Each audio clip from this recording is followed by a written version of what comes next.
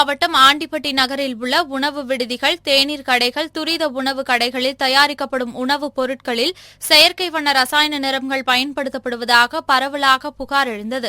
இதையடுத்து ஆண்டிப்பட்டி உணவு பாதுகாப்புத்துறை அலுவலர் ஜனகர் ஜோதிநாதன் தலைமையிலான உணவு பாதுகாப்பு அதிகாரிகள் ஆண்டிப்பட்டி தேனி சாலை மற்றும் வைகை அணை சாலையில் உள்ள 50க்கும் மேற்பட்ட கடைகளில் சோதனையில் ஈடுபட்டனர். இதில் செயற்கை நிறங்கள் பூசப்பட்ட உணவுப் பொருட்கள் கண்டுபிடிக்கப்பட்டு பறிமுதல் செய்யப்பட்டு அவை பெனாயில் ஊற்றி அளிக்கப்பட்டது. மேலும் செயற்கை நிறங்கள் பயன்படுத்தியது, பிளாஸ்டிக் பைகள் உபயோகப்படுத்தியது உள்ளிட்ட குற்றத்திற்காக 4 கடைகளுக்கு 10,000 ரூபாய் அபராதம் விதிக்கப்பட்டது. புதுக்கோட்டை மாவட்டம் அன்னவாசல் அருகே வயலோகம் கிராமத்தில் பழமை வாய்ந்த புனித அன்னை அடைக்கல மாதா ஆலயம் உள்ளது. இந்த ஆலயத்தில் ஆண்டுதோறும் செபஸ்தியர் திருவிழா நடத்தப்படுவது வழக்கம். அதன்படி இந்த ஆண்டும் ஆலயத்தை சுற்றியுள்ள 4 வீதிகளிலும் பந்தல் அமைத்து புனித அன்னை அடைக்கல மாதா உருவப்படத்தை வைத்து 2 சப்பர தேர்கள் இழுத்துக் கொண்டு வழிபட்டனர். இந்த திருவிழாவில் அம்மை நோயால் பாதிக்கப்பட்டு இருந்தவர்களின் குடும்பத்தைச் சேர்ந்த வாரிசுதாரர்கள் 200க்கும் மேற்பட்டோர் கலந்து கொண்டனர். இந்த கிராமத்தில் 3 மதத்தினரும் மிகவும் சீரோடும் சிறப்போடும் ஒற்றுமையாக வாழ்ந்து கொண்டிருக்கின்றோம். இங்கு 3 விழாக்களுமே மிக சிறப்பாக நடைபெறும். இன்று நடைபெற்றுக் கொண்டிருக்கின்ற புனித செபஸ்தியாருடைய விழாவானது கடந்த 200 ஆண்டுகளுக்கு முன்பாக எங்களுடைய மூதாதையர்கள் வாழ்ந்த கிராமத்திலே வைசூரி அம்மை தாக்கியதனுடைய விளைவாக அப்போதைய பங்குத்தந்தையானவர் இவ்வூரினுடைய 4 எல்லைகளிலுமே புனித செபஸ்தியாரை வைத்து வழிபாடு செய்து அந்த வைசூர் அம்மையை முற்றிலும் குணப்படுத்தினார்கள். இதன் விளைவாக இங்கே மண்ணிலே பிறந்த ஆண் பெண் அனைவரும் வெளியிலே கட்டி கொடுத்தாலும் சரி, வேலைகளுக்காக வெளியில் சென்றிருந்தாலும் அந்த விழாக்களிலே வந்து ஒன்று கூடி மிக சிறப்பாக இந்த விழாவை நடத்துவதற்கு உறுதுணையாக இருக்கின்றார்கள். இந்த விழாவிலே ஏதாவது தடைகள் பட்டால் அதற்கான அறிகுறிகள் எல்லாம் நிறைய தென்பட்டு அதனுடைய சிரமங்கள்லாம் பட்டிருக்கின்றார்கள். எனவே இதனுடைய எதுவும் தடையில்லாமல், எந்த விழாவும் தடையில்லாமல் சிறப்பாக நடைபெறுவது என்பது ஒரு வைணவத்தினுடைய ஒரு சிறப்பம்சம். மாமேதை லெனினின் நூற்றாண்டு நினைவு தினம் கூட்டம் மார்க்சிஸ்ட் கம்யூனிஸ்ட் கட்சியின் சார்பில் கடலூர் ஜவான் பவன் அருகில் மாநகர செயலாளர் அமர்நாத் தலைமையில் நடைபெற்றது. இதில் மார்க்சிஸ்ட் கம்யூனிஸ்ட் கட்சியின் மாவட்ட செயலாளர் மாதவன், மாவட்ட செயற்குழு உறுப்பினர் சுப்பராயன் உள்ளிட்ட பலர் கலந்து கொண்டு அஞ்சலி செலுத்தினர்.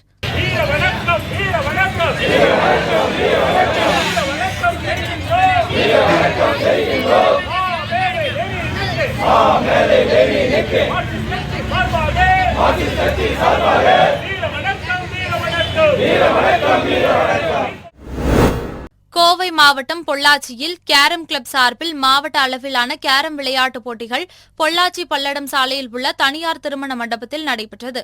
இதில் கோவை, பொள்ளாச்சி, கருமத்தம்பட்டி உள்ளிட்ட பல்வேறு பகுதிகளைச் சேர்ந்த 54 கிளை சங்கங்களைச் சேர்ந்த 100க்கும் மேற்பட்ட கேரம் விளையாட்டு வீரர்கள் கலந்து கொண்டனர். சிறுவர்கள் முதல் பெரியவர்கள் வரை நடைபெற்ற இந்த போட்டியானது ரேங்கிங் அடிப்படையில் நடத்தப்பட்டது. இறுதியாக போட்டியில் வெற்றி பெற்ற கேரம் விளையாட்டு வீரர்களுக்கு ரொக்க பரிசும் சான்றிதழ்களும் வழங்கப்பட்டது. சென்னை திருவொற்றியூர் காலடிப்பேட்டை சாத்தங்காடு செயின்ட் பால்ஸ் மகாஜன மேல்நிலைப் பள்ளியில் மக்களுடன் முதல்வர் சிறப்பு திட்ட முகாம் நடைபெற்றது.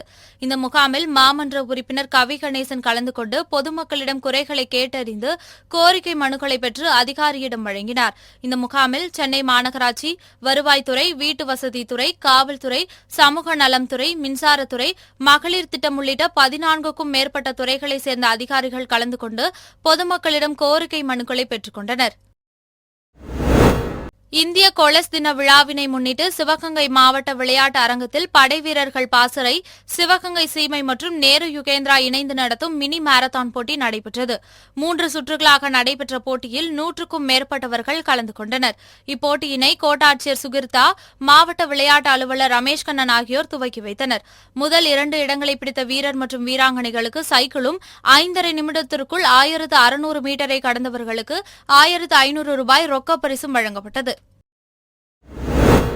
மயிலாடுதுறை மாவட்டம் சீர்காழியில் அஞ்சலி சமூக சேவை தொண்டு நிறுவனம் சார்பில் அதன் தலைவர் கருணாநிதி தலைமையில் மகளிருக்கான 6 வார கால இலவச தையல் பயிற்சியின் நிறைவு விழா நடைபெற்றது. இதில் சீர்காழி சட்டமன்ற உறுப்பினர் பன்னீர்செல்வம் கலந்து கொண்டு தையல் பயிற்சி முடித்த ஏழை எளிய பெண்களுக்கு சான்றிதழ்களை வழங்கினார்.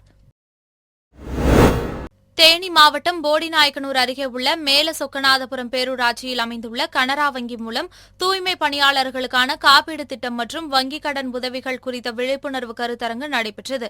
இந்த கருத்தரங்கில் மேல சொக்கநாதபுரம் பேரூராட்சிக்கு விலையில்லாத புதிய டிராக்டர் மற்றும் ட்ரெய்லர் வாகனங்கள் வங்கி மூலம் நன்கொடையாக வழங்கப்பட்டது.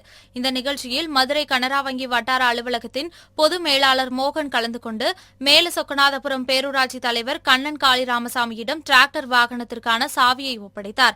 பின்னர் பேரூராட்சி தலைவர் கண்ணன் காளி ராமசாமி டிராக்டர் வாகனத்தை பேரூராட்சி செயல் அலுவலர் இளங்கோவன் வசம் தூய்மை மேம்பாட்டு பணிகளுக்காக ஒப்படைத்தார்.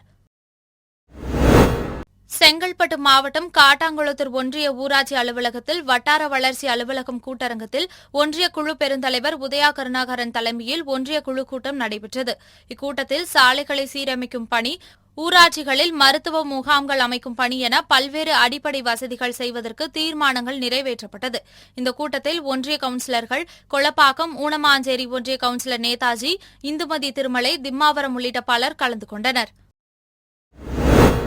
நீலகிரி மாவட்டம் உதகையில் உள்ள அரசு தாவரவியல் பூங்காவில் வார விடுமுறையான இன்று சுற்றுலா பயணிகளின் கூட்டம் அதிகரித்து காணப்பட்டது.